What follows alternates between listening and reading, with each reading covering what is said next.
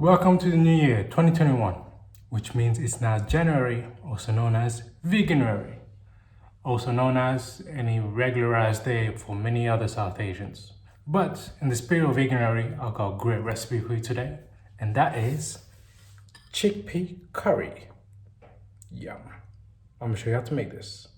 Before we start, please hit that subscribe button. It helps us a lot more than you think, and we have a lot more recipes coming your way. You won't be disappointed. So just subscribe and show your support.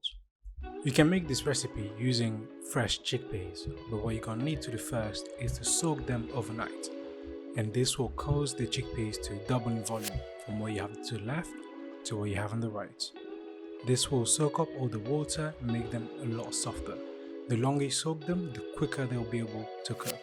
So once you have soaked them overnight, put them in a pan full of water and boil them for half an hour for somewhat firm or 50 minutes for very soft chickpeas. Or you can bypass this whole thing and just use canned chickpeas, which is just as good.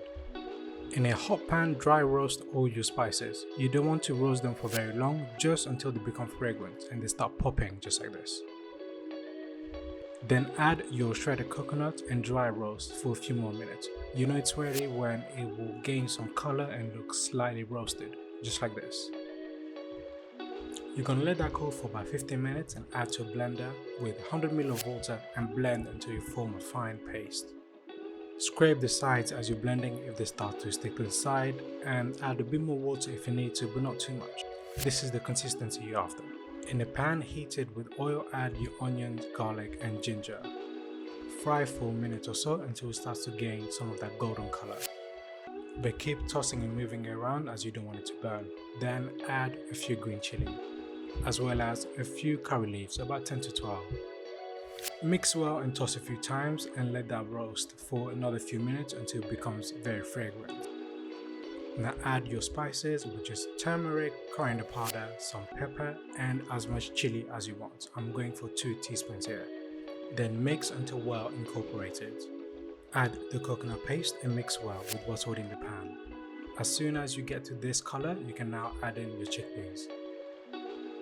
If you're using from a can, strain your chickpeas, then add it to the pan with some water.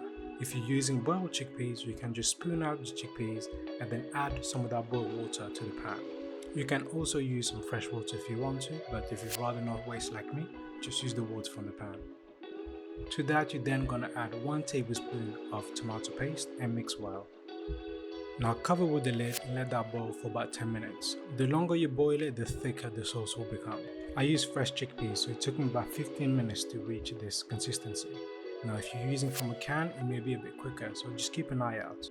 Now plate up and serve with some rice, some flatbread, whatever you like. A very versatile dish that goes with anything. And there you go friends, a very easy, vegan friendly, nutritious and tasty recipe. This was my recipe for South Asian style chickpea curry.